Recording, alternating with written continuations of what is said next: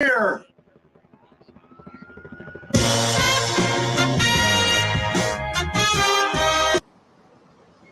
Am I evil?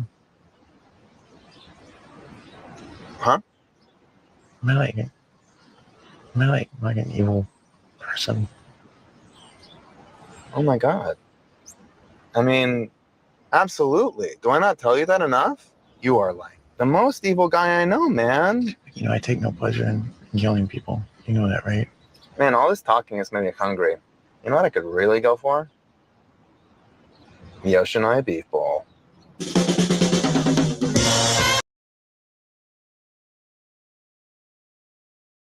Hello, everybody, and we are here, of course, to talk the second season of the show that I've been breaking down and that I really like talking about.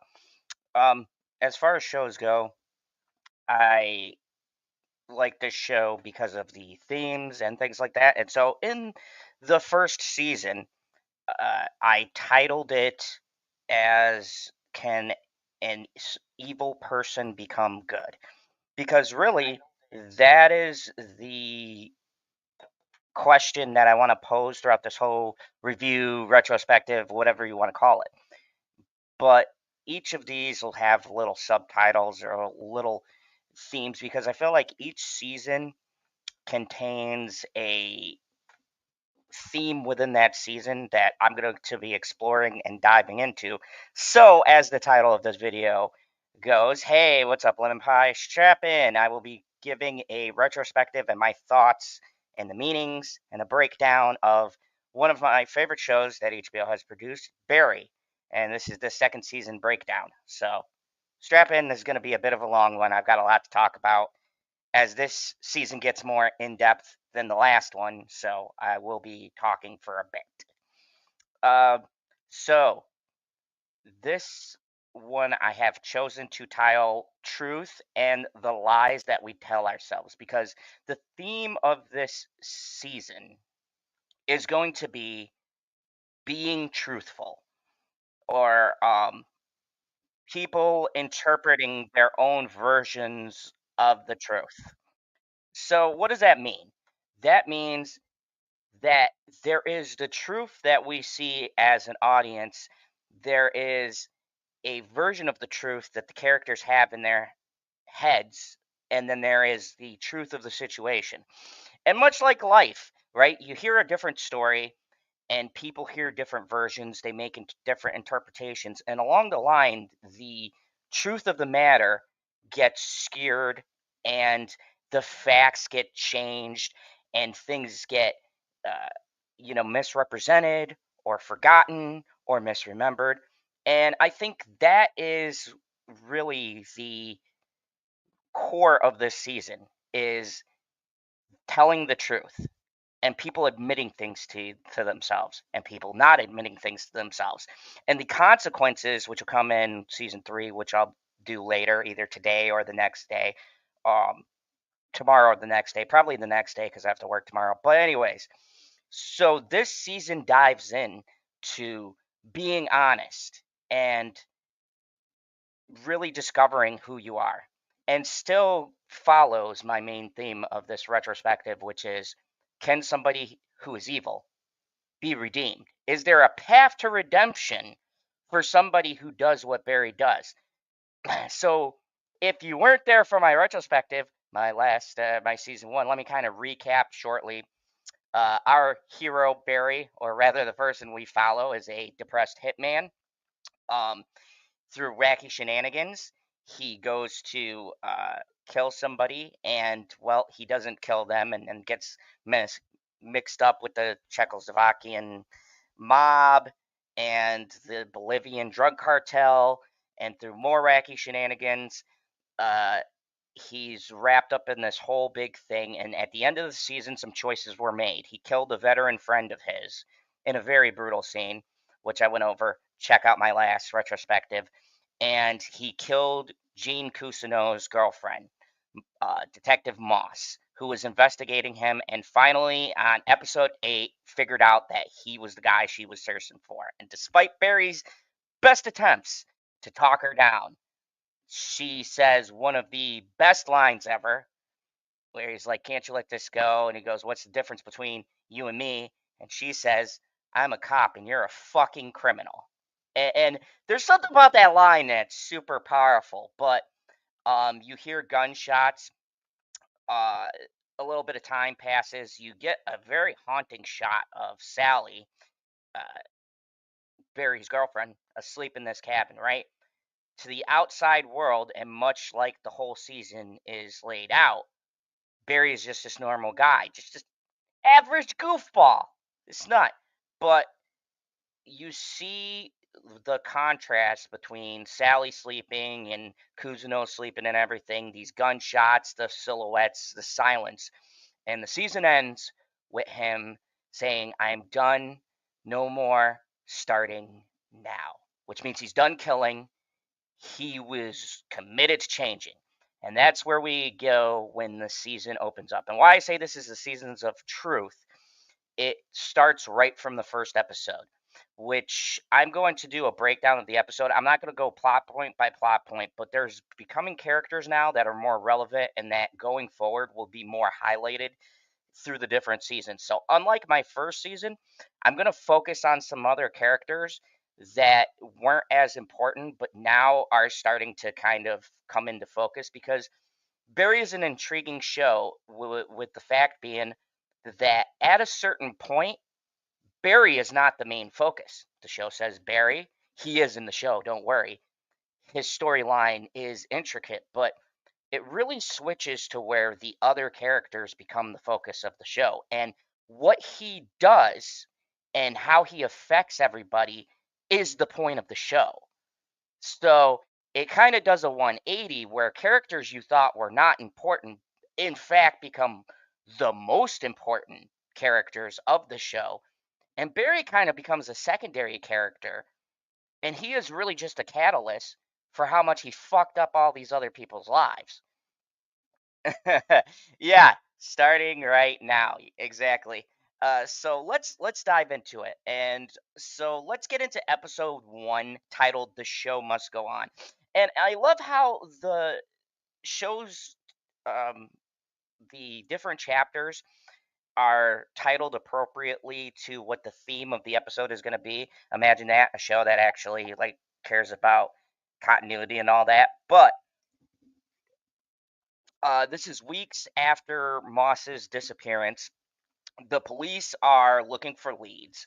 Gene is fucking devastated. My boy Gene, played by the great Henry Winkler, he is devastated, and this is where the show plays a lot of things for humor. But as I go through this, and as you go through this, if you want to watch this on your own, I suggest coming back and you can rewatch this retrospective and tell me what you got out of all of it. I'm just breaking it down to what I feel like the overall gist is. But as you get into it, the humor becomes fucking darker, and a lot of the things that happen within this show become really, really kind of eerie.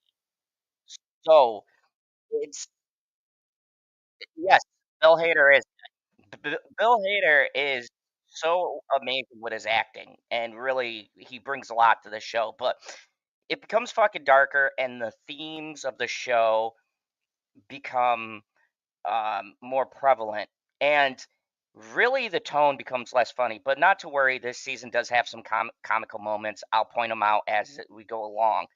But this gets super dark near the ending. So the first episode, Gene is ready to kill himself.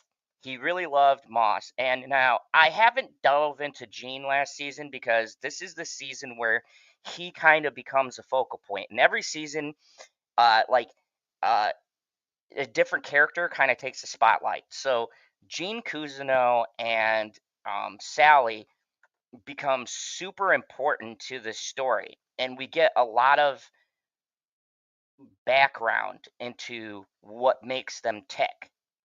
And I'm not going to get into all of the subplots, but I am just going to highlight the things that you need to know that I feel like actually give more context to how it relates to Barry. If you want to see all the subplots, like I said in my last review, retrospect, whatever you want to call this, you could check out the show for yourself and catch everything. But I'm just going to highlight the main things that are important to what I'm talking about as far as this goes.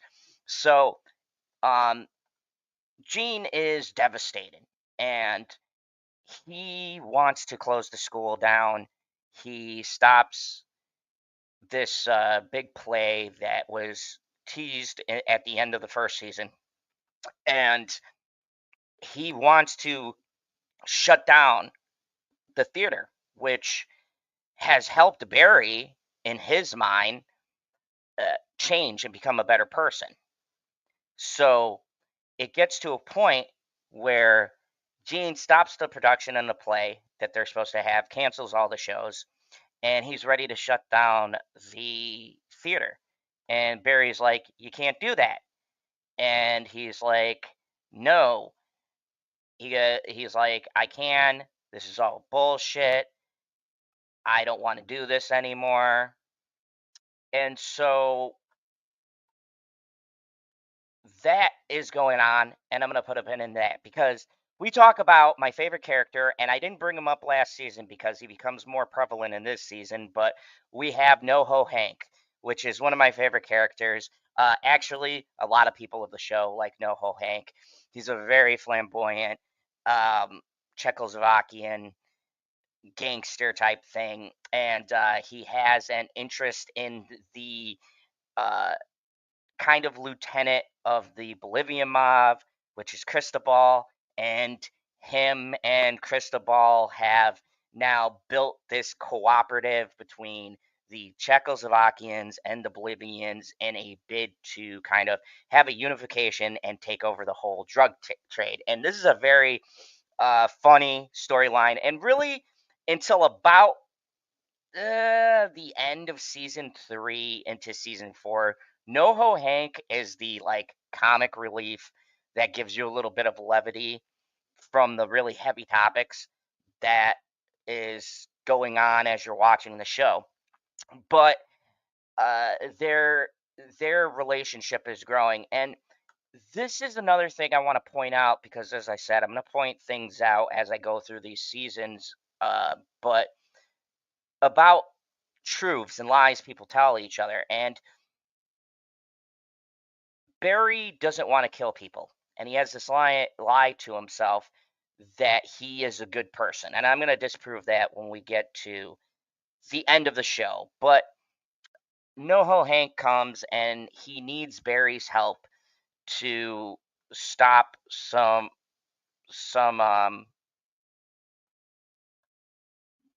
things that are happening. This Burmese gang teams up with the Bolivians to help their operation, but the um, the uh, the Czechoslovakians want retribution for the death of Goran from season 1, and they blame the Bolivians. And basically, NoHo Hank lied to them to save Barry. And he calls in the favor after Barry very rudely kind of brushes him off and kind of treats him like, you know, the jolly sort of henchman that he portrays himself to be. And this is where we start to see kind of NoHo Hank's character and kind of get shades of what he's like. And so then he goes to the acting class afterwards and he threatens him in front of everyone, threatens to not only tell the people who Barry is, but also to kill everybody he knows and loves, including Sally. And this is what I mean in the fact that even though, and this has been argued, and like I said, you guys could leave comments or let me know as I'm doing these and I'm going through my critiques. Um, Barry sucks people into these situations, and really he kind of reminds me of a tornado. He just fucking destroys everything around him.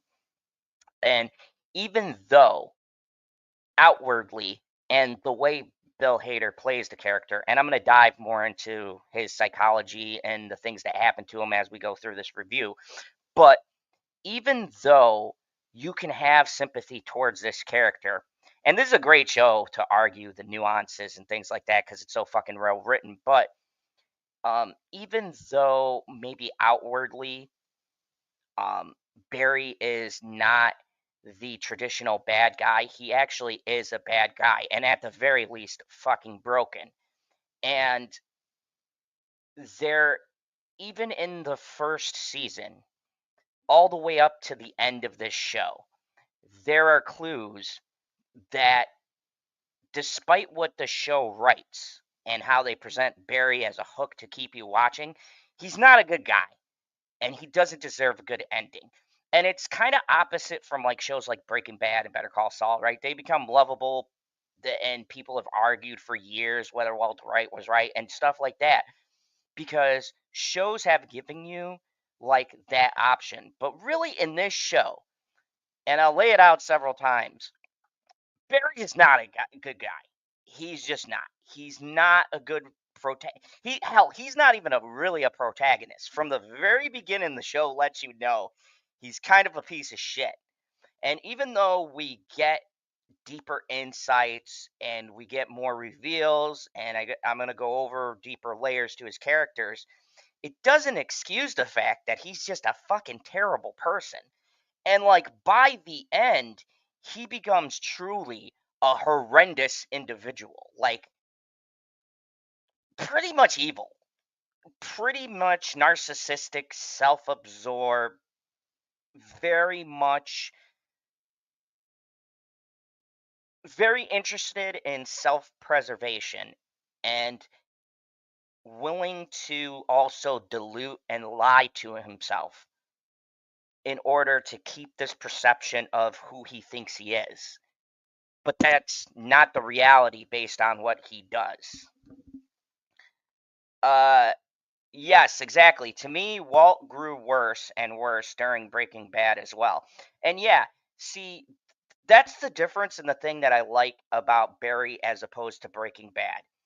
It felt too like to me, even when you got to the end, it still felt like they tried in a sense to redeem Walter White. And it's fine because it's based on the template that they kind of built Walter White as. He broke bad. You know, it started off with him dying and not having a choice. And they lay it out good. And I love that show. But comparatively to Barry, I think that they do the villain dynamic much better in this because from the very beginning, even based on my breakdown of season 1, he is not good at all. He doesn't start good, and as I go through this, his character doesn't end on a good note. It's just moments where you could see where he could do the right thing, but because it affects his own self-interest, he chooses it not to. I think it was best explained when I was watching a couple of other breakdowns and stuff to get some ideas of what I wanted to lay out for my own sort of breakdown. I think I heard it described the best as he takes a lot of shortcuts instead of doing the work. And there's even a section about this when I get to season 3 about doing the work. And Barry chooses to take the easiest route and doesn't do the work and tries to get into all of these things and all these different avenues that just makes his situation worse, and it doesn't fix the designated problem. And that's what makes me so fascinated by the show, and being a villain myself. Um, this show doesn't try to sugarcoat it or try to say like the villain gets it. And I'll get to the very end. That'll probably either be if I do season 3 tomorrow or the next day. The last season I'll do next week sometime. But because I got a lot of thoughts, and it might be one of my favorite season finals, just because it fits. Like everything that happens fits. And this character, if you really watch the show, and I've watched this all the way through like 3 or 4 times, and I watched it twice before doing these reviews just to really get my thoughts out. And he's not a good guy from the beginning to the end. Even when he appears to change, he appears to make progress. I don't know how to put it into words or what to say, but it's just like it's too late for him by the time we pick up this story. And we're actually just following someone who evolves and then devolves in character growth. Like he makes so many strides, but then he goes 5 steps forward and about 30 back. And it's a very fascinating study. So, Levify, goddamn, I got off track when we started talking Breaking Bad. But anyway, so first episode, basically, that is the threat. Hank is going to kill everybody. Barry says he's going to help uh, Hank out, and then as far as Fuchs goes, which I now have to talk about Fuchs' character because, as I mentioned in my first season breakdown, Fuchs was, and this is what I'm saying, where these characters start to become more pivotal in this season as opposed to last season, which is why I was saying the breakdowns will probably get longer as I go through because of the depths and the characterization, and I really have to explain everything to explain my feelings about the season final and where everything goes. But Fuchs is on the run, and this season is also about looking at Fuchs. Now, Fuchs is an interesting character because we don't get much on him except for tidbits here and there. But yet there's so much character development, and really the character development comes between him and Barry and their interactions, and just kind of gauging off of how he interacts with Barry, how he interacts with police and everything else, and kind of where he also puts Barry into these situations. So then there's the other question, and I've heard this defense too, like, oh well, Fuchs took advantage of Barry. But there's a lot of hints in this show, and I'll dive into that when we get into things in Barry's past, that even though Fuchs might have been a driving factor and things in his environments and like all he's ever known and kind of taken advantage of him, at the end of the day, when you get to season 2, Barry has made these choices without Fuchs knowing about it. Fuchs doesn't know he killed a cop. Barry made that decision on his own in the interest of self preservation, which is why it's like there is a point where people are responsible for their own set of actions at a certain point. And yes, environment and external factors can factor into somebody's decision to take option A or option B, but at the end of the day, you are the person choosing to make that decision. Like, unless you have a gun to your head, which sometimes happens in this show in very dramatic fashion, at the end of the day, when we get from here or we get from the first season to the last season, and hopefully I lay it out well enough, every character has made their own bed. And really, the last season is about them lying in it. They all made their choices, and there were all points where they could have made the right choice, and out of either selfishness or out of self preservation or out of greed or vanity or whatever the case may be, they chose the decision that they chose. And it's a really interesting character study because even though the show is about Barry, the show is also about these other people. And even though Barry does fuck them up, they still make their own choices within this narrative and do their own selfish decisions that contribute to every single thing that's going to converge into the last season, which once again is good writing. And I'm glad to be talking about this after seeing The Strangers Chapter 1. Go check out my review, I mean rant, of that terrible movie. But anyways, so Hank threatens Barry, and Barry has to kill Esther.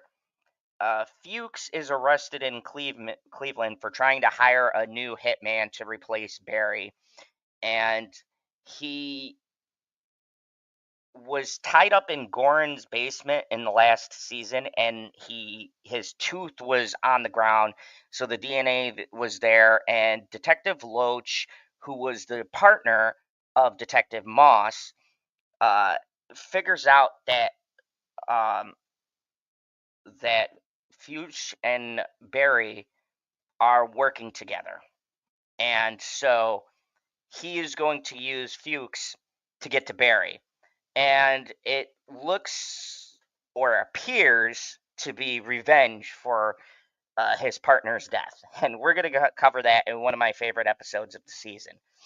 Um, but thank you, Lemon Pie. I'm glad it was an interesting tangent. That's what I want to do. I want to promote some thoughts while going over this.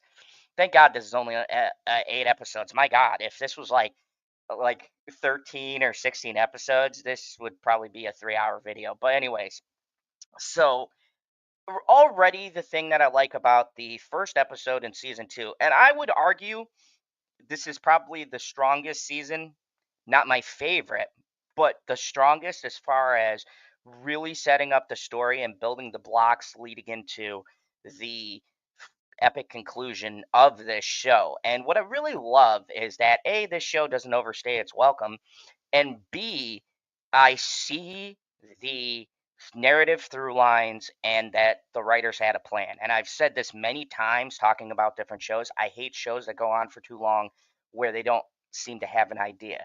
But they knew what the beginning to the ending was. And it's kind of cool because every season you can feel it leading to the end, especially by season 3. You really feel that the 4th season is the last season.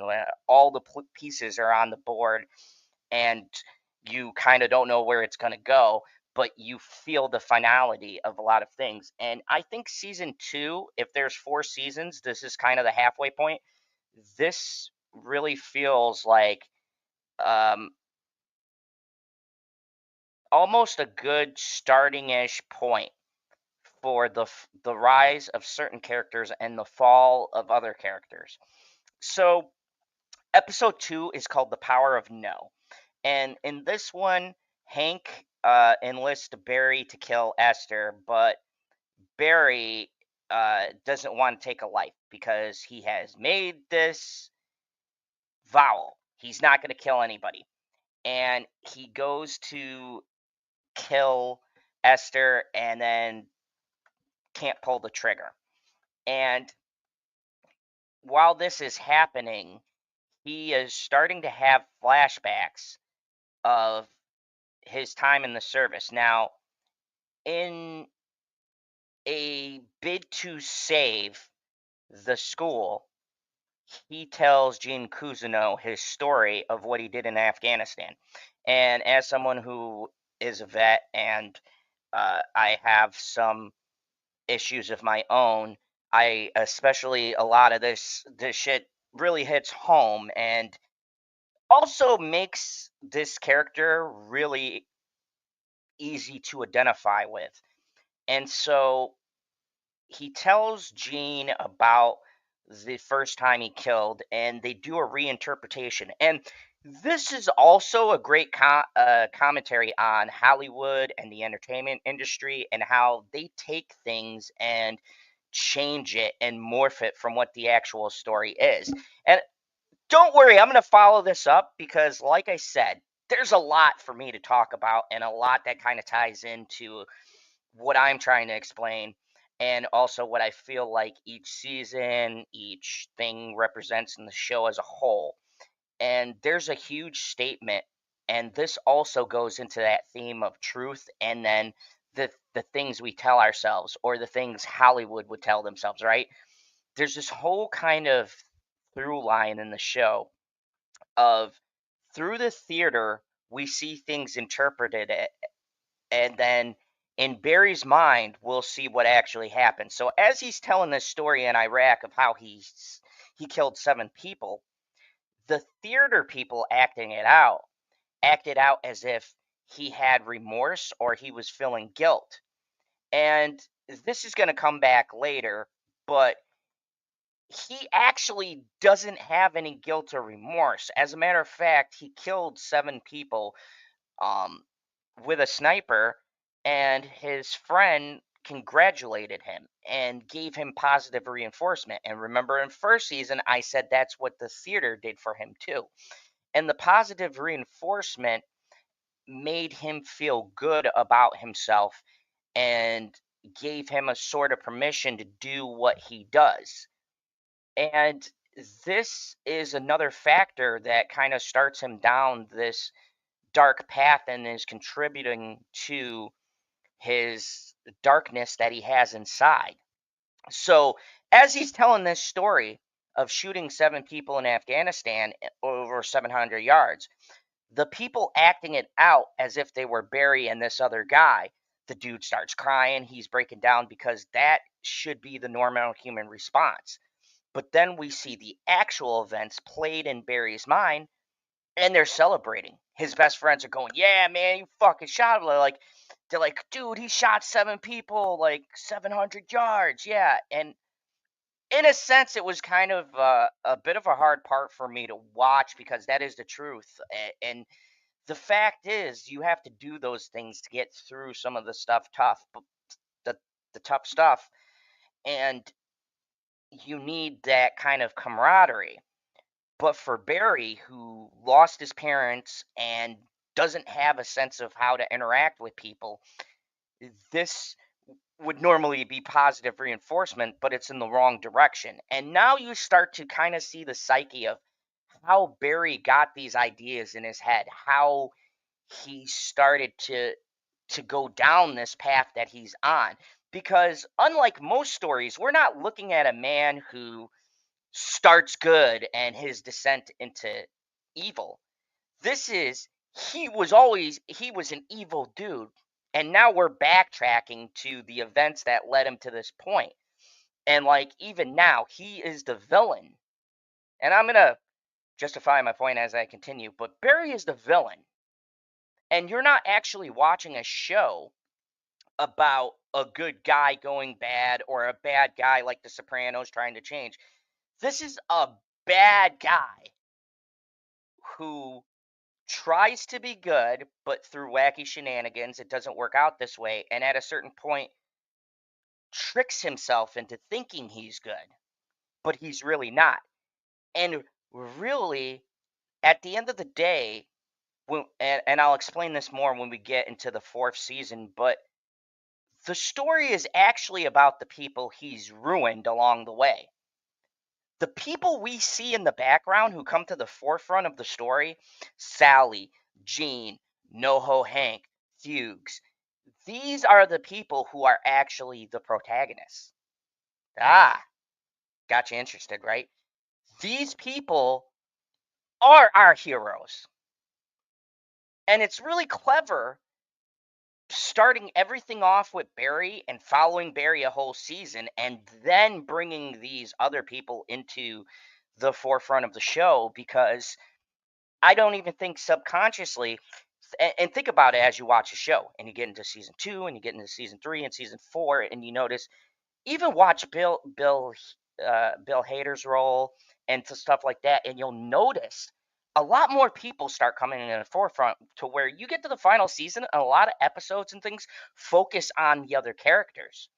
Even the ending does something, and I'll get there when I get to season 4, but the way it wraps itself up is not supposed to be satisfying for Barry himself because at the end of the day, Barry was never the hero, right? People are the hero of their own stories.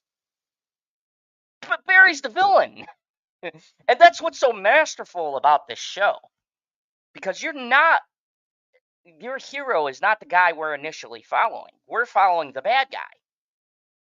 The antagonists or the people that are the good guys or innocent in as innocent as they can be are the people that are around him, except for NoHo Hank. But I love NoHo Hank. I'll give him a pass. Okay, even he gets caught in Barry's whirlwind because when we start with NoHo Hank, it was what Barry did that allows him to be elevated. So, in a sense, everybody has been affected by Barry's actions. So, um, we I got way off track, but we get this story and we start to really see the truth of Barry's life. And we start to get these kinds of windows and looks into what makes Barry tick. And so Gene, after hearing this story, he decides to uh, hold a play where everybody tells their truth. And Gene wants to Barry to do this on stage in front of everybody. And Barry doesn't want to tell that story because Barry, once again, is trying to convince himself, and in a sense he really is changing. He hasn't killed anyone. He's and I'll explain the NoHo Hank thing, but he's stepping away from the violence, and he doesn't want people to look at him for the violent person that he is. He wants people to look at him for this new person that he is, and he doesn't want to tell this story. And so he offers to tell the story of when him and Mr. Cousineau met. And Gene is like, no, I don't want to be narcissistic. So Gene Cousineau in this season is changing too. And after the death of Detective Moss, who we really loved, and this is what I'm saying, where I'm going to be now talking about more characters' arcs because they become very pivotal into everything that happens as you gradually go through this story. With Gene's story, Detective Moss died. He's all fucked up, and Barry kind of brings him out of it, which is ironic because Barry put him there in the first place, which he doesn't know, but we'll get to that. And he decides to connect to his long lost son, Leo. And this is going to become important later, but basically, he starts to realize he was a real piece of shit. Gene has treated these people shitty. He's been a terrible father. And after Detective Moss dying and him hearing Barry's story, he wants to make his own change. He wants to change himself. And so he wants to be less narcissistic and less about him and make it more about his students, care more about this son he's never gotten to know. And so it's kind of ironic and crazy because while Barry is changing and stuff, the more of a shitty place Barry is in, the better people are around him. The better he is, the worse the people are around him. It's almost like everything that he does positive is made by negative choices, so it spreads outwardly and it affects everybody else's happiness to almost to the point where his own happiness is dependent on everybody else's misery and suffering. It's really intriguing. I like it, but anyways, so Gene is connecting with his long lost son, and so he wants Barry to do the story, and he you know he uh he doesn't want to do it. Gene finds his son Leo, and Sally, who I'm going to be talking about a lot more. Sally's going through her own kind of struggle, and she's got all these new agents and she's being cast in these insignificant roles. And I'm not going to get too much into the Hollywood side of it, but basically she has an agent named Lindsay, and she wants to find different roles that really suit who she is. And this will come back later, and I'll get to it because there's a subplot with Sally, which becomes pretty pivotal and important to Barry's story later on in the narrative. And Barry, in order to keep himself, uh, in order to for Fuchs to keep himself out of jail, he's got to turn on Barry, wear wire, and get him to confess to Moss's killing, while um, Loach is listening in. And he doesn't he doesn't get the confession. Barry basically tells him to go fuck himself. He's in a dark place, and that kind of ends this episode. Now, episode 3 is fucking hilarious. My boy Hank for the win as far as comedy goes. So in episode 3, he finds out that Barry couldn't kill Esther, and she almost killed him, as a matter of fact. The assassination attempt goes terribly wrong. And so, no Hank, his solution is he's got to kill Barry. And in one of the most comical scenes, which is what I mean by Hank for a while is the lightheartedness of the show. He decides he's gonna fucking kill Barry, and this is the opening for the 3rd episode, and it's super hilarious because NoHo Hank is going to take a shot at Barry, and while he's doing this now, the subplot with Sally is that she was in an abusive relationship, and she wants to tell that story, but she can't remember how it is, and this becomes an important plot point for her character. And I really like how they tackle abuse in this show. And triggering warning, there are a couple of scenes in this later on where they really explore that through some action she's taken. They don't show anything, but it could be hard if you've gone through it, that kind of a deal. But anyways, so she's sitting there talking to a friend, trying to remember the events that happened. Remember what I said in the beginning, and I'm going to keep bringing this up. The truth and the lies that we tell ourselves, right? In her mind, she saw her breaking up with her ex as she told him to go fuck himself, and she walked out, and nobody remembers this version of the story. So she Skypes a best friend, and her friend says, "That's not how I remember it. You were scared, you were crying, you left."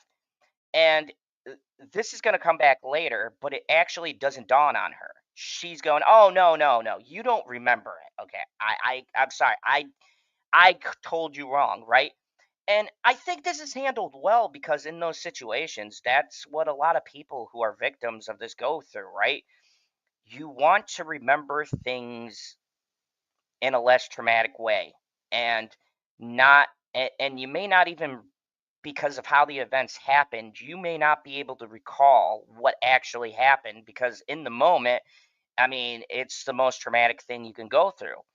And so your brain is trying to rationalize and trying to block that section off. So you start to see that Sally has a really traumatic and kind of a history of being with abusive, violent people. Now, Barry's not violent and abusive in the sense of hitting her. I think he deeply cares about her, maybe manipulates her emotions and feelings, but he is violent. And she, as you go through, you can kind of see a pattern of her being attracted to that kind of darkness. Not necessarily the violence, or not necessarily something to happen to her, but the violent nature. And once again, as I said in season 1, this show touches on the nature of violence is a big theme, and sort of the way we casually look at it, the way we shrug it off, right? And Sally herself as a character is attracted very heavily to Barry, but I think it's to his violent nature, which she doesn't realize. And we'll get to that in season 3. But Sally is now forced to deal with this. And on the surface, when we're starting this season, it looks like Barry's suggestion and this opening up is helping people. But we're going to get to the destructive nature of this. Now, back to what I was setting up. I'm sorry, that was a bit of a tangent. I'll go on them every so often. So NoHo Hank tries to fucking assassinate Barry. And this is a commentary on Hollywood people being in their own bubble because, and this isn't the first time. There's like 3 separate times in this season. Barry walks past her, no joke.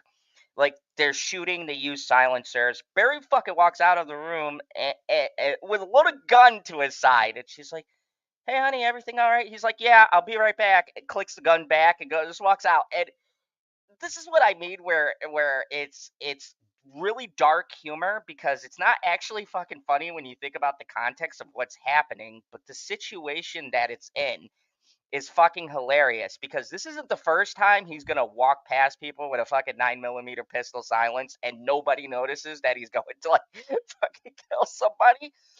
And the fact that there's like when uh when we get past the scene, I'll say the other funny part, but it's like a willful ignorance to the violence going on. And as you go through the seasons, it becomes grander because they kind of show the outside world and kind of their willingness to not be aware of these violent things that are happening around them as the show goes on. And I think it's a very interesting, sometimes it's subtle, sometimes it's super blunt, but it's a clever way of making a point about people's comfort, uh, how comfortable people are with these violent things that happen. And some people really are, or how comfortable we are with violence and watching violence and seeing crazy shit. So Barry goes out finally and he shoots Crystal Ball's man. And he's about to shoot, or he shoots Hank's man, and he's about to shoot Hank, and he's like, he can't do it. Hank's lovable. We don't want him to kill Hank, and he doesn't want to kill Hank. So he goes, "All right, this is what I'll do.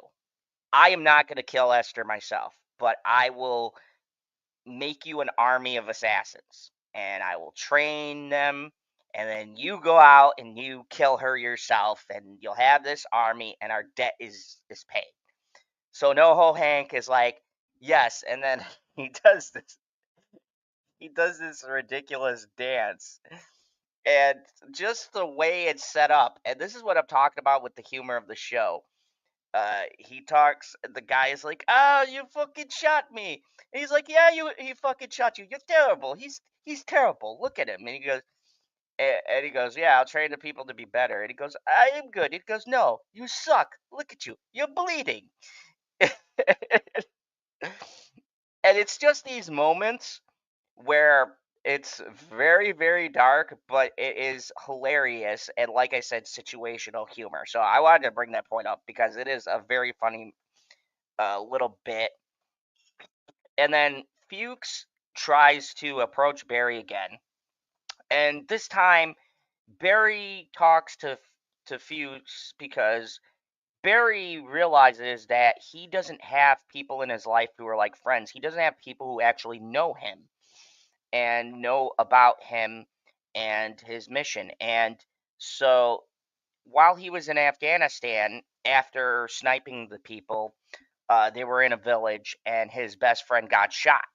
And I'll get into the best friend Albert later. He comes into play the third season, but Barry was remembering it one way, but how it actually happened was completely different. Barry saw it as him being a hero and saving his friend. The truth of it is, he saved his friend Albert, but he went in and he shot the shit out of someone he thought was the killer, who was an innocent civilian. And it basically got covered up and he got away with it.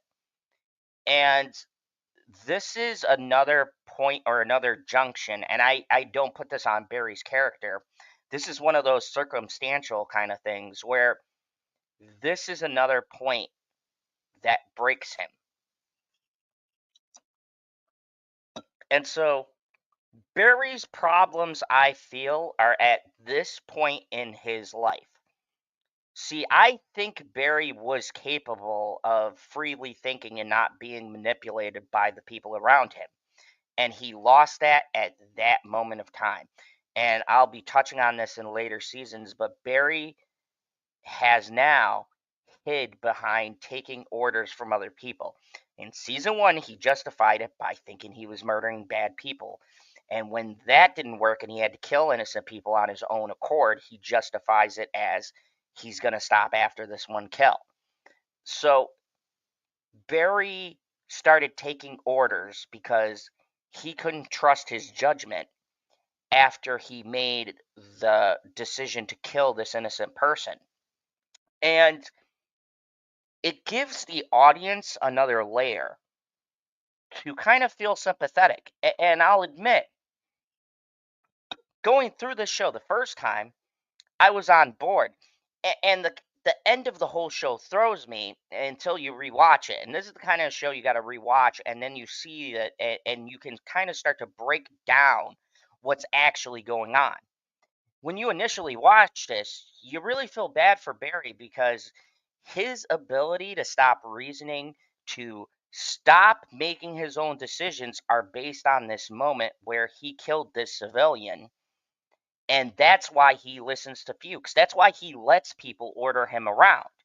And Gene Cousineau has this great speech that I didn't bring up in the first season, but it's relevant now that we're in this episode talking about, where he goes, "Don't you think for yourself? Aren't you tired of being a doormat? Aren't you tired of people telling you what to do?" And these things don't start hitting him really till this season because he's never faced his past. His whole solution has been running away from it, and he's never dealt with the consequences of his choices. And really, he doesn't. And we'll get into that later seasons. But he doesn't deal with the consequences of his actions. Hell, when you watch this show and really watch it, Barry really doesn't get injured once by anybody as far as bullets go. I'll get into the episode that is my favorite in the season. He gets injured willingly in an episode, but really watch the show. No one ever shoots him. 90% of what happens with him is luck, right? Like, he gets knocked out, sure, but he never gets shot at, never gets wounded as far as guns or bullets or being shot by anybody. And it's very pivotal to when I get to what happens at the very last season. This is season 2. Hold your horses. We'll get there next week. Anyways, because I really want to break these down, I feel this show deserves the respect of really analyzing it. And like I said, this is about truth and the lies we tell ourselves, right? It all comes back to themes. But the truth is, Barry facing these truths, he's forced to face the lies he's been telling himself. And having this talk with Fuchs really illuminates Barry to the fact that he's not good. The reason why he could talk to Fuchs is because Fuchs know who Barry is. He knows he was the one to pull the strings to get Barry out and honorably discharged. Fuchs is the only person who knows Barry's darkness, even things Barry doesn't want to face himself. Fuchs knows it. And Fuchs as a character, we'll dive more into towards the end of this season and going into the next season, he's the only person in this show who's bad that gets a good redemption.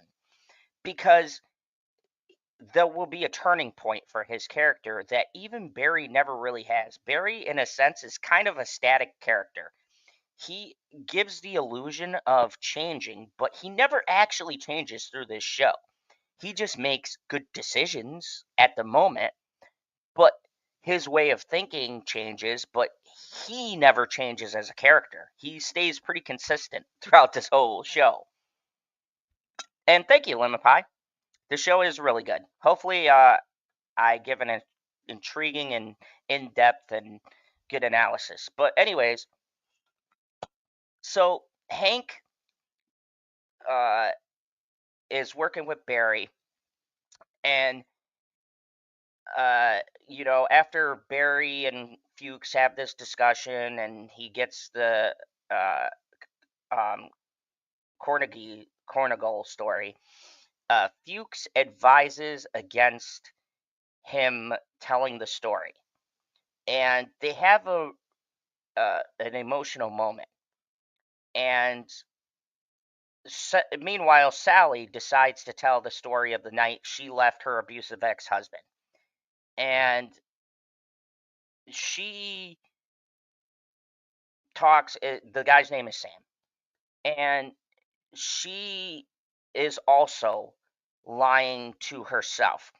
She tells parts of the story that's true, and, and a bit of a triggering warning. But I got to get into what happened to her in order to tell this story. Don't worry, it's nothing too crazy, but it does deal with abusive elements. So if that bothers you, here's your warning. But he basically choked her, called her a lot of names, and afterwards is the important bit.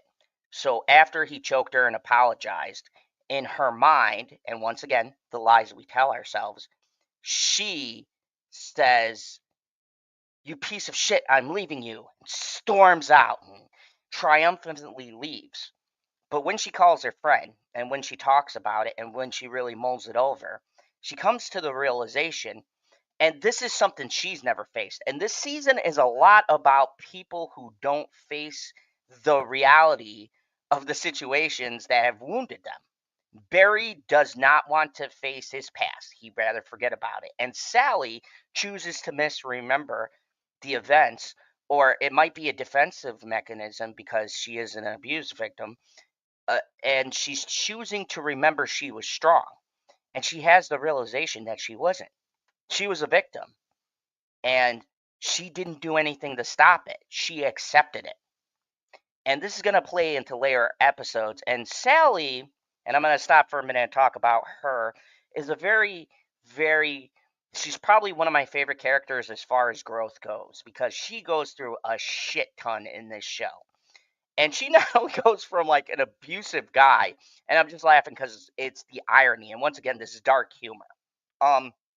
They don't make humor of the abuse stuff, but it's the irony of the situation, which is she goes from Sam, who physically abused her and emotionally and manipulated her, to Barry, who is a killer who now and again, emotionally at the very least, manipulates her. Now, he doesn't hit her or anything like that. In a sense, he really loves her in his own way, but because he's cold and detached, he, as I stated in the beginning of this review, does wind up hurting her in his own way because of his violent nature and him not dealing with his issues.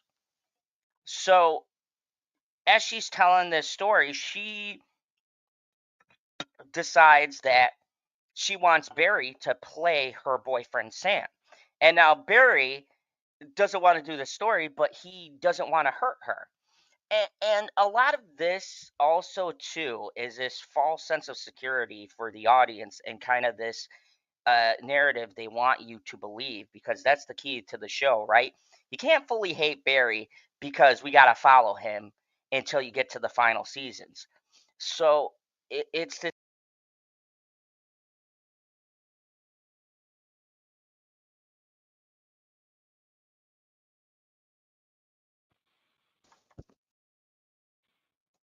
All right, I'm sorry about that. Oh God, I hate when my mic does that. Anyways, so it's kind of this thing where Barry is having to play this violent person, trying to escape the fact that he is a violent person and not dealing with his own issues, right? Like I said, these retrospect reviews, whatever you want to call them, are going to get slightly longer because there's a lot more to talk about as far as the characters go. And so this is really connecting Sally and Barry together, Gene and Barry together. We're starting to get and position these key people. And even NoHo Hank is going through this thing with Cristobal, and him starting this whole war is really jealousy of against uh what's her Esther because she's kind of getting Cristobal's attention. And once again, he is not stating his feelings for Cristobal. So this whole season is really setting up right with truth and truths people don't want to face, things people don't want to say, and things people don't want to admit. And if they do, these problems are solved. But much like life, it's not that simple. And some people can't face those realities, or they face them too late, or they create a worse situation for themselves. So Barry decides he's going to take this role. Um, and then um, Sally tries to get Barry to be that abusive person that Sam was while they're acting out the bit. And he goes into a rage and he storms out. And so Sally is apologizing and stuff like that. And then the ex arrives, Sam. And that's kind of where we leave it off. And this is very interesting. And once again, the season does a great job of really starting to test Barry's resolve on not killing people, sort of testing people's resolve as far as what they're willing to do. And this is really where Sally as a character starts to get growth. And Sally is one of the few characters that gets what she wants earlier and then has a downfall, where Barry, Jean, and NoHo Hank, their stories and their ambitions aren't really met until later on. So we go on to episode 4, which is called What? And Barry and Sally, it starts off with them having a dinner with her ex. Now, I love the way they play the ex and the way that they play this um, guy who is this abusive prick, because it's very much like someone who does these things. He comes off as a nice guy. He has a wife and kids. He's driving through Los Angeles. He just happens to hear that she's doing this play through the friend she was talking to. He wants to kind of reconnect with her and apologize and make up for the past, right? We've all heard that bullshit. And he comes off as a nice guy, and it's super realistic because that's how these people do play it, right? They're very welcoming. Uh, they're very secretive to their true intentions. And Barry is seeing through his bullshit. And this is where Sally is forced to really confront the night that all of this went down. And Barry is like, why, after all of this, would you welcome him back after you took that stand? And she breaks down and says she never stood up to him. She's come to realize that she was a coward, and she ran away. She didn't face her fear. She ran from it. And she came to California to get a fresh start. And it's really powerful stuff. Very haunting, and sort of this, you really just want to give her a hug. It's truly sad, and it really hits home. And I think it tackles the whole uh, abuse angle and victims and things without making light of it. They take it very seriously, and I respect that. And it really shows this angle of that. Yeah, it's not so easy. It's not this big triumphant thing. Sometimes people run away because they have to. They don't have a choice. They have to get out of that situation. And she's been beating herself up for running away. But in all actuality, that was probably the smartest and safest choice she could have made for herself at that moment. And so she's growing, she's changing, she's evolving as a character. And it's really a switch from Barry, who's still not actually owning up to his past. He's still running away from it. He still doesn't want to talk about it. He is not even wanting to play her ex in order for her to get over her traumatic experience. So it really starts to show the differences between some of these characters and the way that Barry conducts himself and his unwillingness to tackle his own situations. And so Sally becomes distraught about all of this. And when they reenact this, she has an outburst on stage. And she tells everybody that she ran, that she accepted him. She accepted his apology. She held him. And then she snuck away. And it's such a powerful scene. And this is one of these episodes where there's less humor in it, and it's more breaking down and getting into the characters and getting into the real tragedy of these characters. And this is all going to lead to what happens at the end of not only the end of this season, but future seasons. And so, you know, Sam winds up watching this rehearsal that she's doing with Barry and everything that's said. And Barry catches him, goes out to his car, and this is the moment where you see Sam for who he truly is, right? As these people do when it's a guy on guy interaction. And Barry's like, "You need to go," and he's like, "Oh, you believe that bitch?" And then it didn't happen like this, and just calling her all sorts of names, and then makes a remark that he got to it first, and it just really nasty, vile shit. Kind of implying that despite the facade and the lie that he's telling, the truth is he's that abusive piece of shit. And he's actually having problems in his new relationship because, once again, this is a show about people and can they change? Do they change? Do we lie to ourselves? Things like that. And he is projecting this lie, but deep down, he's still that abusive, immature piece of shit that he was. And Barry sees that. And this brings Barry to his dark place. And he's like, all right, this motherfucker's got to die. And he's going to go to the hotel and kill him. And this to me is also a great episode and probably one of my favorite shot episodes because Sally gets a call from Sam. And despite her better judgment, she goes to his hotel. And there is this dialogue where she's facing him down and she says, "Look, I'm sorry. I know you got kids and you're head of the softball team and all this bullshit that these abusive pieces of shit always throw out." And there's a great dialogue about how she's going to change the names, not directly mention him. And he goes, "I would prefer if you don't tell the story." And she's like, "Well, that's my scene. That's what I do. That's how I'm going to get over it." And he doesn't care. And this is a theme. And this kind of shit, this kind of is a reflection of Barry himself, right? He doesn't care about her feelings, Sam.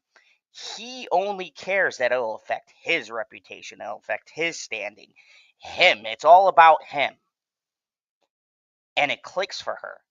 And she's like, "No, I'm going to do this scene. I need this for me. This isn't about you. This is about what I need to become better, to feel better about myself." And once again, you get a glimpse and a true look into Sam. And I took this scene in contrast to Barry, that Sam and Barry are alike. While Barry's not abusive and hasn't done anything fucked up to her at this point in the show, they're kind of mirror images of each other because, much like Sam, Barry is not facing his past. He's choosing to just forget about it like it'll go away and reinvent himself. But that's not how change works.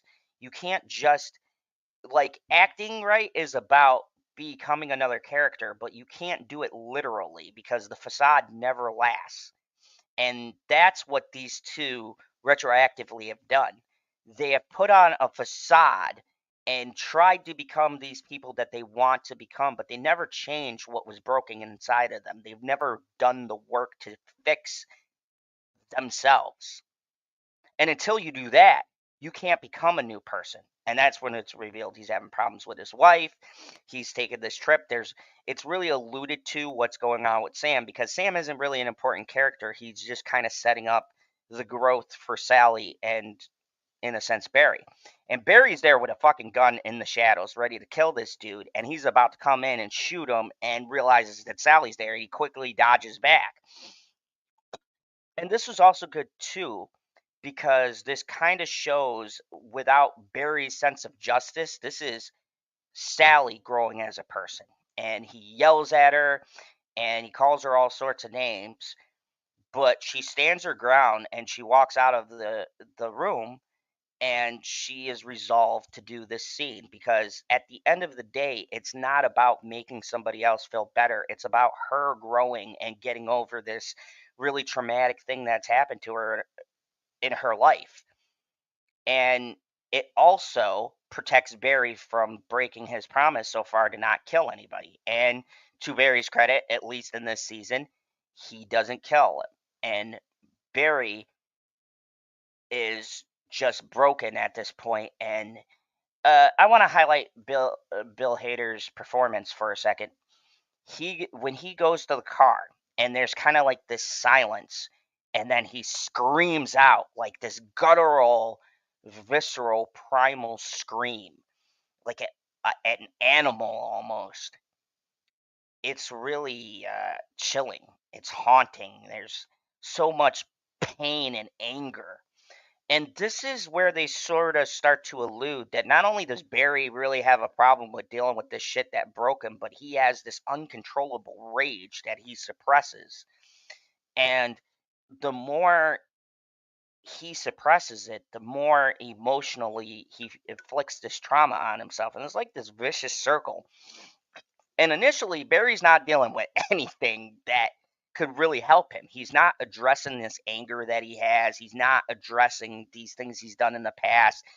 And this is why he's a static character and can't ever really change, is because he's not getting to the core of what his issues are. He's trying to put a band-aid over it. He's trying to fix it. So in this shame and this anger, he goes to Cousineau, and they have a great heart-to-heart. And shout out to Henry Winkler, one of the best acted scenes. And he goes to Gene, and he tells him about how he almost killed this guy, beat the shit out of him. And Gene says, "But you didn't. You came to me," and all of this stuff. And so he goes, "I really don't want to do this scene about Kandahar." And he goes, "Well, why not?" And so he opens up to Gene and he tells him the actual truth, that he killed an innocent civilian trying to protect his friend, or who he thought was innocent, and now he got away with it. And once again, in a lighthearted kind of comedic way, Gene goes, "Yeah, don't ever tell that story." He goes, "You got away with murder." And he'll say that several different times throughout the thing. He's like, "You got away with murder." But Gene actually understands and accepts him. And it's a really interesting moment where Gene is the mentor that Barry should have had. And he actually is helping him out. And Gene tells him in this great line, he get uh, he Barry says, "I'm a bad person. Do you think I can change? Do you think I can become better?" And Gene goes, "Well, he goes, you got to make the right decision."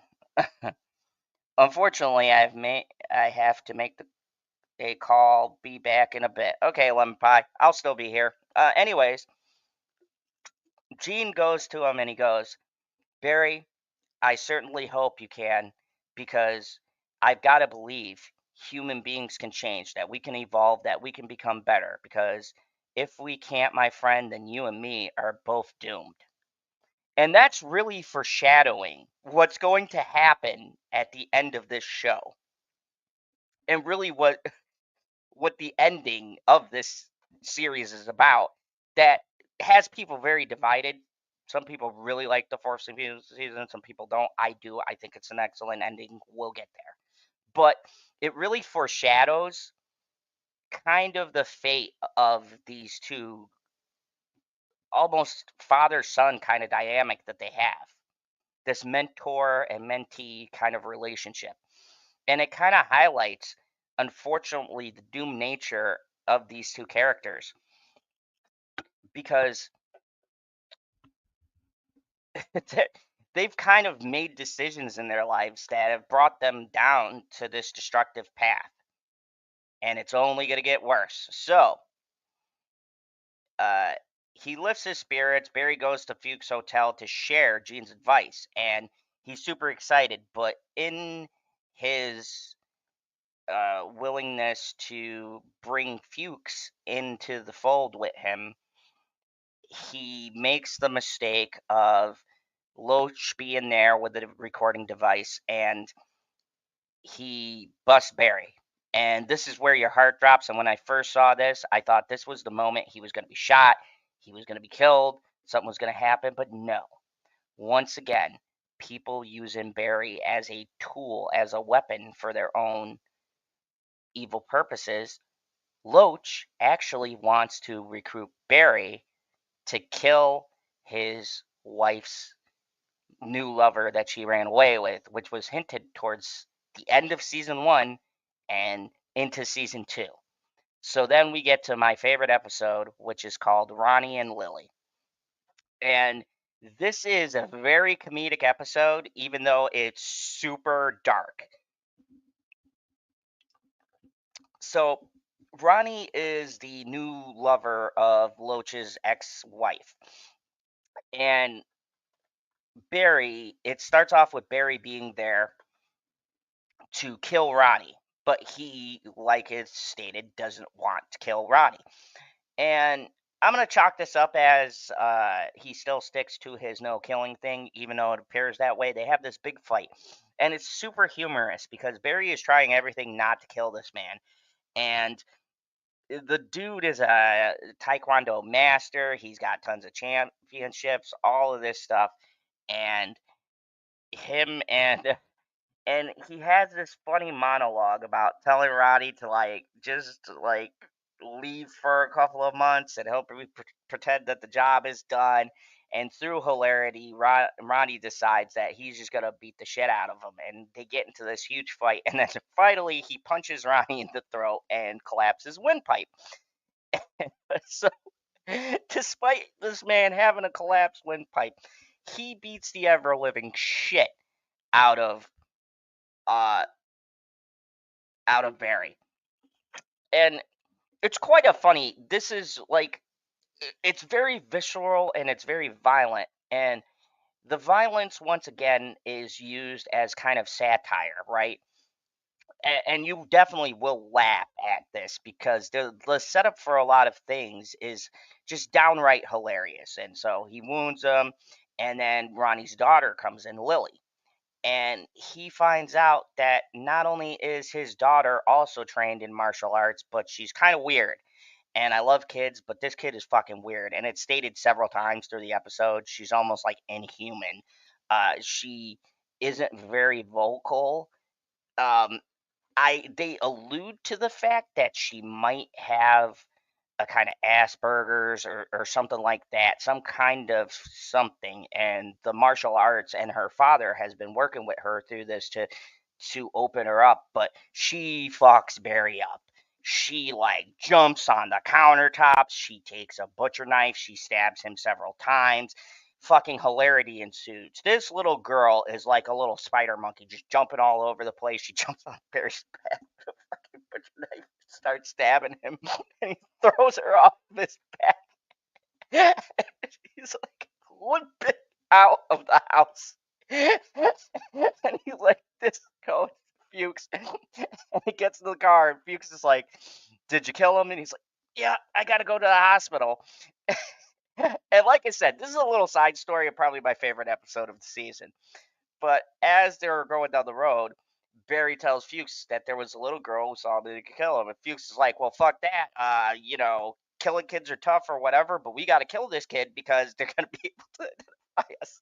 So they go back to the house. And this fucking little girl is on top of the house like a gargoyle, growling, looking at them. And Fuchs is like, what the fuck? And he's like, she's not normal. Because Barry's giving a description of this little girl, and he's like, she's not of this world. And that's what I mean with like the way this is certain episodes, especially in the earlier seasons, are played a lot for satire and funny. And I like it because this episode kind of breaks up what's going to be a couple of dark episodes I'll be talking about in a little bit. And it's just a hilarious little like side break. And you do have the character development, and Barry has these flashbacks as he's fucking bleeding to death because Fuchs refuses to take him to the hospital till they kill this little girl. And so he poorly fucking stitches up Barry's back. And Barry is basically slipping into like life and death. And he sees this beach, and this beach is going to come in later. But on the beach, he sees people from the first season that he's killed that has died. And I took it as kind of like this waiting place he's going to go to when he dies. And he's seeing all the victims that he's killed, but he keeps on going in and out of consciousness while seeing this place.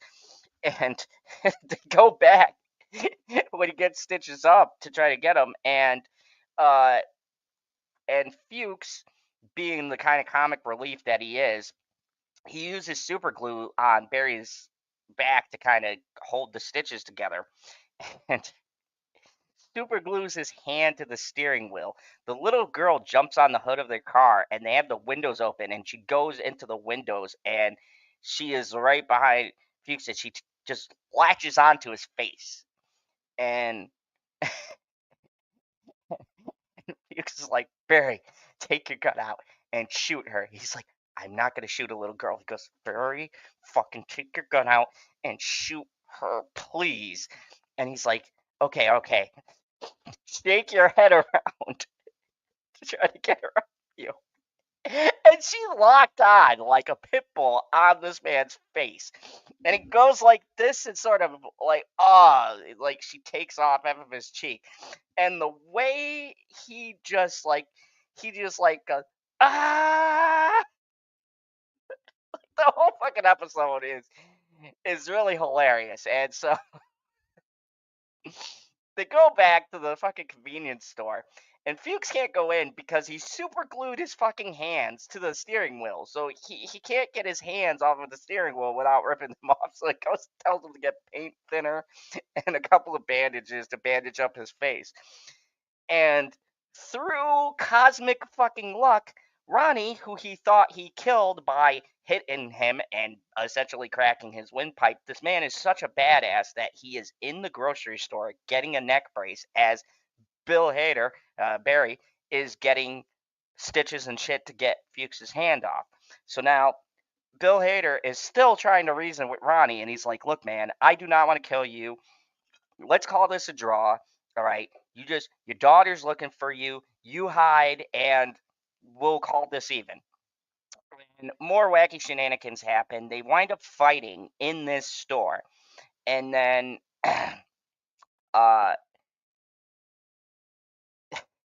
Ronnie, as he's about to sort of beat the shit out of Barry, gets shot in the back by Loach, who asked them if they did the job, and I guess was worried and tracked them and wind up finding them at the store. And then when Loach shoots him, he gets back up and he kicks Loach and hits him so hard he breaks his neck and then dies. And then the cops come in, or no, he doesn't die. When he gets up, he goes towards the officers, they shoot him. So now it looks like that Loach killed Ronnie in a jealous rage to in a jealous rage for banging his wife. And so once again, Barry very luckily gets out of the situation, and yet again through just a really bizarre, wacky kind of conclusion. And Barry flees with Fuchs, and they start really thinking about their relationship, and they leave it at that. So we get to episode 6, which is very important episode, but it is also uh, an episode that has real meaning because it's called "The Truth Has a Ring to It," and this is where things are kind of gonna all start to come to a head nearing the end of this season. Barry is mad at Fuchs, and he tells him he's done and that acting has been helping him, and he is going to cut off their relationship. He's paid his debt. He's pissed that Fuchs was essentially setting him up and got him in a situation where he almost had to kill somebody and break his promise. And this sort of shows you how Fuchs also has been a driving force in Barry's life to steer him towards these decisions that he makes. The external, that if Barry had dealt with this correctly, he could have probably had a clean break. But the things they say to each other causes Fuchs to go into a rage. And now Fuchs wants revenge. In the meantime, Barry thinks he's done.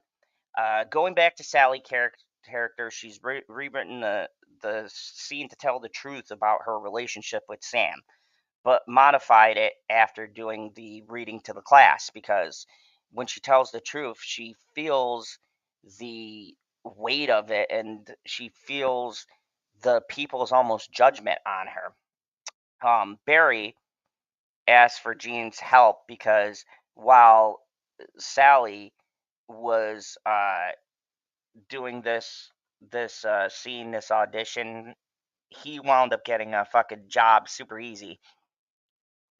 And Gene, Gene tells Barry, in order to channel Sam, he has to channel his experience into the scene that he's playing to channel that rage. So Barry uses the trauma over killing Detective Moss, not saving his friend, but killing the love of Jean's life, which Jean still doesn't realize yet.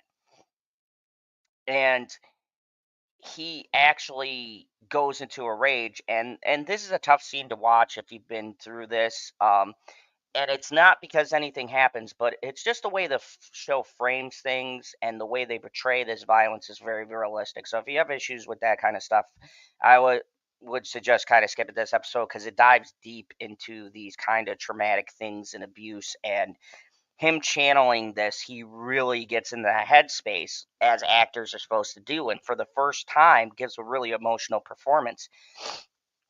And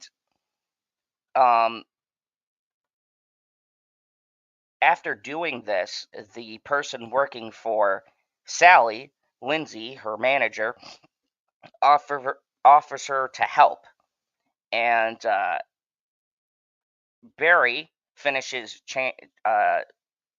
training the Czechoslovakians. There's this one person that he's friends with called Maribek. And Maribek is kind of like Barry. And he thanks him at the end of this training. And much like Barry, Maribek is what Barry was when he was in the service. And I bring this up because it'll come in later. But Maribek is a young Czech who never got respect until he is determined to be as good of a shot as Barry is. And he thanks him, and Barry's kind of feeling bad. And Hank gives Barry a pen to symbolize that his debt is paid. And Hank, Hank is trying to give this emotional speech, and there's this comedic moment where this guy with this fucking accordion keeps on playing this tune while he's trying to do a deep emotional thing, and it's a funny little thing. I bring that up because it'll come back later. And so now he's getting ready to kill Esther himself. And as he prepares to ambush Esther, he is surprised when the accordion player that he shitted on sells him out to Esther and Cristobal. Fuchs, meanwhile, is furious at Barry, and he goes into the woods where Jean's cabin is to find the car containing Moss's body. And through a couple of funny moments, he actually finds the car, and that's where we leave the episode 6. And as you can see, this is all kind of building to the crescendo of episode 8, which is by far one of my favorites, and we'll get to that. But it really sets up a lot of different things in this, and we're starting to see the pieces coming together, and people's choices and their truths and their decisions starting to really play a factor. So we get into episode 7, the audition, and this is the penultimate episode before we get ready to end the season. And Sally is turning down. She turns down this series that she gets about abused women killing their husbands, and this is another statement on Hollywood and how they see abuse versus how it actually is. And this guy called Jay Block, who's supposed to be, uh, uh, the typical director who makes these shows, wants to do this show called I forgot what it was. It was a stupid ass name, but it's basically abused women band together and they kill their husband. And Sally turns it down because she doesn't want her story to be seen that way. And she gets jealous at Barry because he gets this role while she's talking to Jay.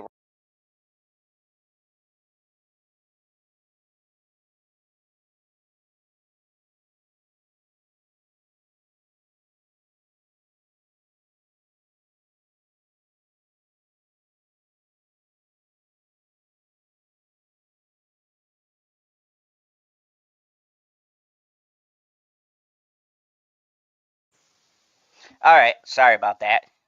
She gets this. Barry gets this role while he's in the casting office because he's tall, and it's kind of a statement about the requirements of men in Hollywood versus women, and all this other stuff. But it's very well handled, and so this kind of sets up what's going to happen with Barry. But he's offered this part, and Sally's a little bit jealous because she's been putting in all this work and he just shows up and gets this fucking role. So she says she's going to perform this scene. And meanwhile, uh, Hank escapes from being ambushed by Esther and winds up wiping out the Bolivians who are going to kill them all.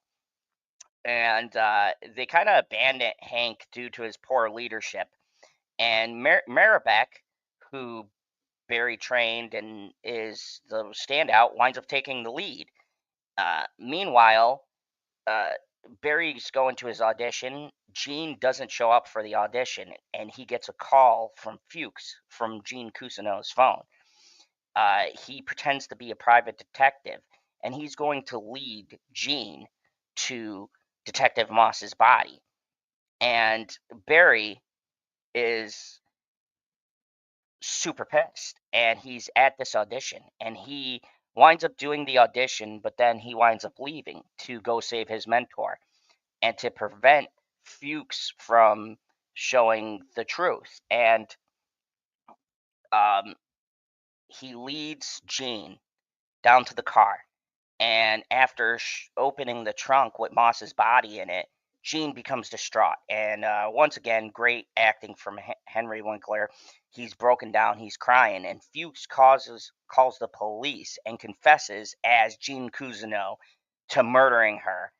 And then Fuchs raises his gun to Gene's head as he's about to kill him. He stops for a second. Barry races towards the woods. Cut to black. That's the end. And here is where it's all coming into fruition. The truth is coming out, and the lies that people are telling themselves are breaking down. And as I stated in this subtitle, the truth is coming out about all these situations. and it is creating turmoil because when you hide the truth from people and it comes out, depending on what you've hidden from them, you can really damage the person by just not being upfront and straight with them. And all of the lies that Barry has been um, hiding since the first season, everything he's been holding down is now coming out and destroying his relationships. So we get to probably the best episode in most of the full run of Barry, and that's saying a lot because Barry's got a lot of good episodes called Berkman and Block, and it has that little greater than sign, and it's pointing towards Berkman. And this is thematic to the fact that despite him wanting to be Barry Block, these situations are going to turn him back to Barry Berkman. Unable to bring himself to shoot Gene, Fuchs whispers in his ear and leaves, and we don't hear what he whispers. Then Barry gets there, and Gene is taken into custody with Barry. Barry is released, but Gene is arrested because he's framed for killing Detective Moss, and Barry is pissed, and he is going to kill Fuchs now. He has reached that state where he is super angry, and as I said in a previous episode, Barry hasn't dealt with the fact that he has this rage. And this is what makes this episode so great. And I'm going to say this is the first time the violence in this show and throughout this series is played as you would normally play it. And it's a very visceral and almost kind of eerie. It's got a horror vibe to it because Barry becomes a fucking Terminator in this show. So he's pissed at Fuchs. He's going to get his revenge. Meanwhile, uh, Gene's students are about to perform in this theater production. Lindsay is there.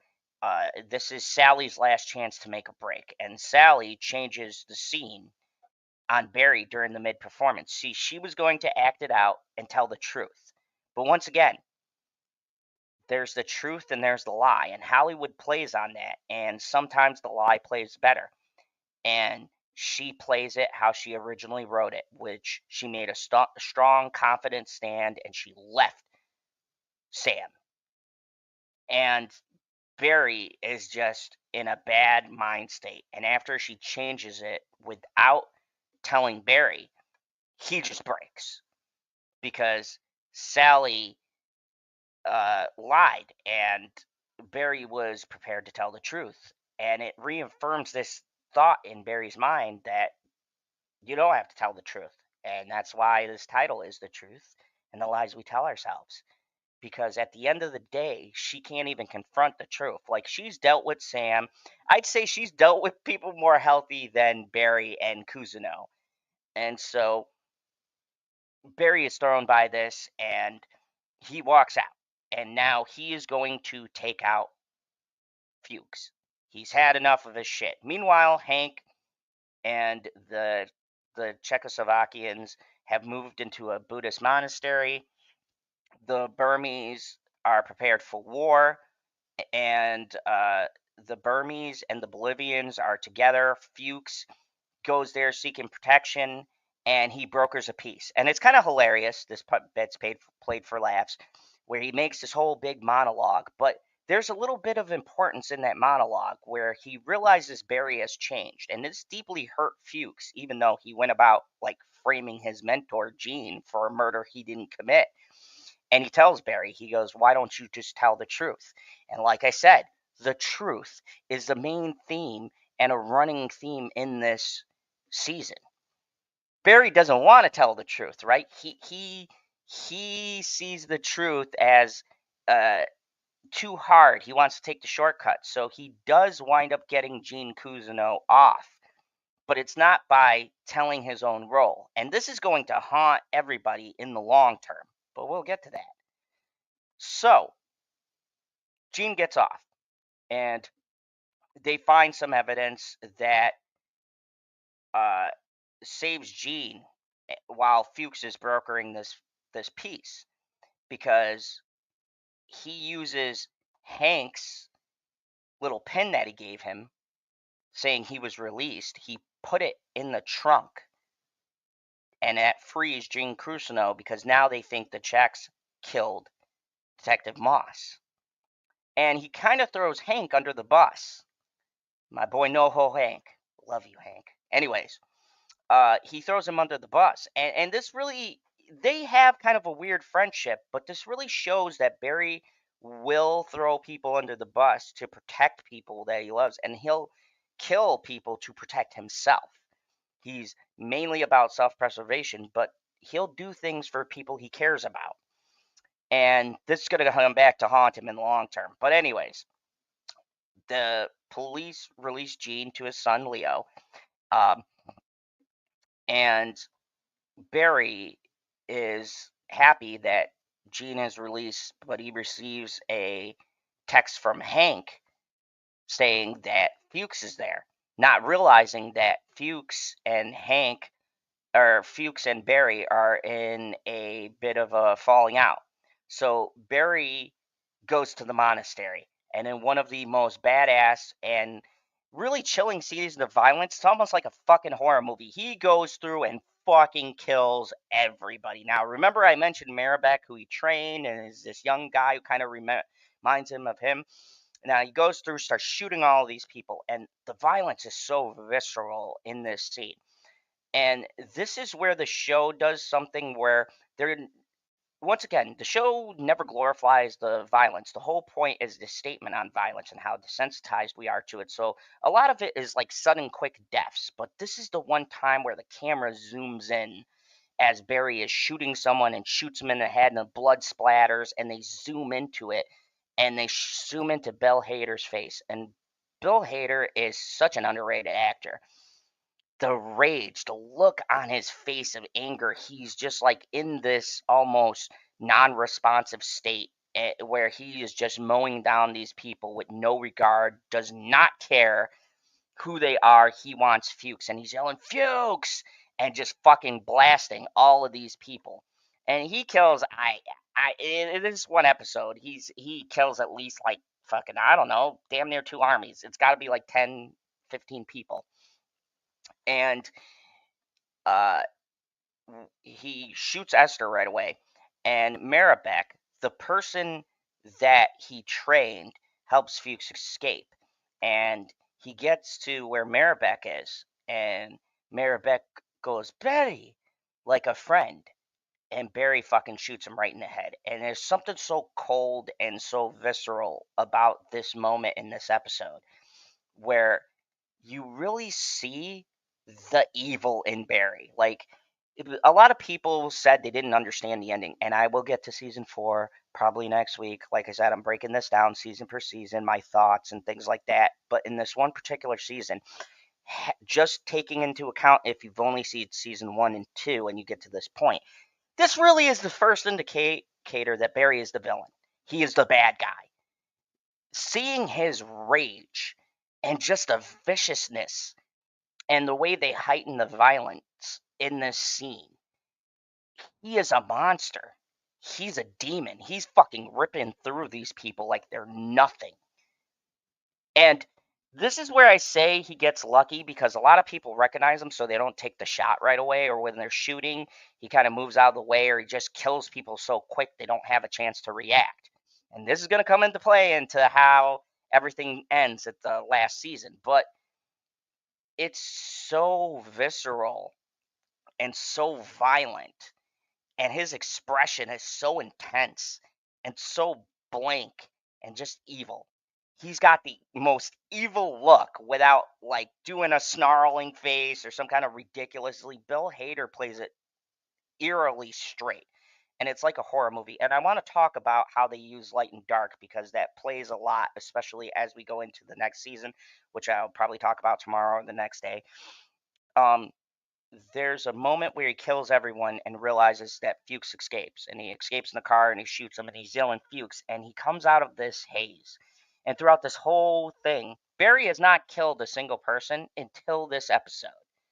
And he had a choice not to kill these people.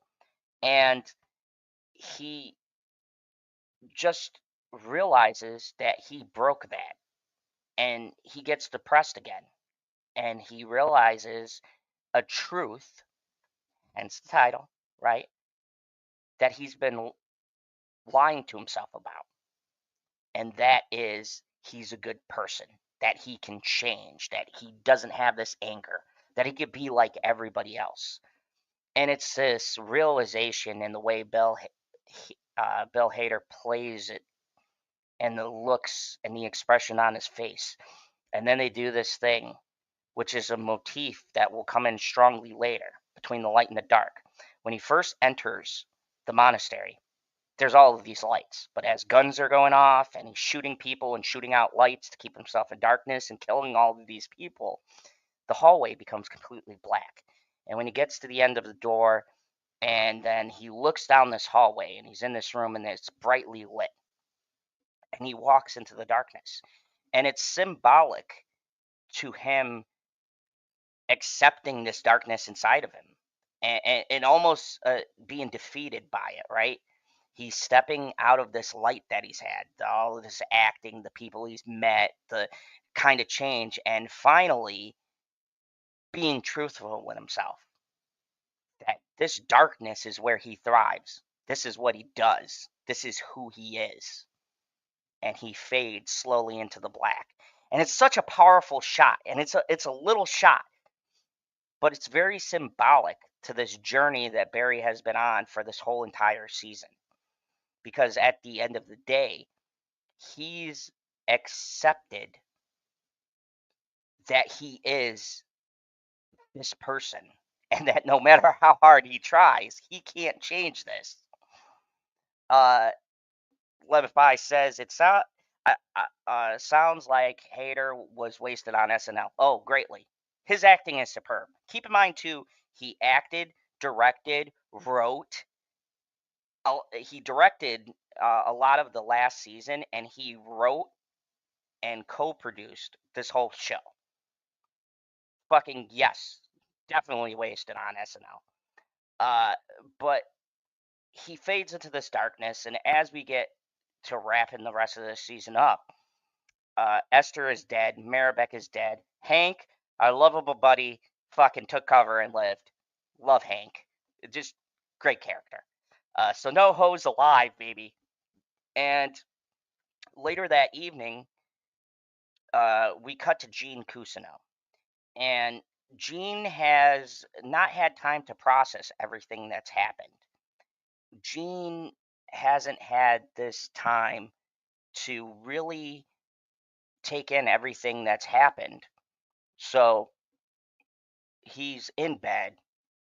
He's getting rest finally, because the initial shock of finding this person he loves dead body just put him in a stupor. But then he remembers the words that Fuchs said, and Fuchs whispered in his ear, "Barry killed her." And that is how we fucking end the season.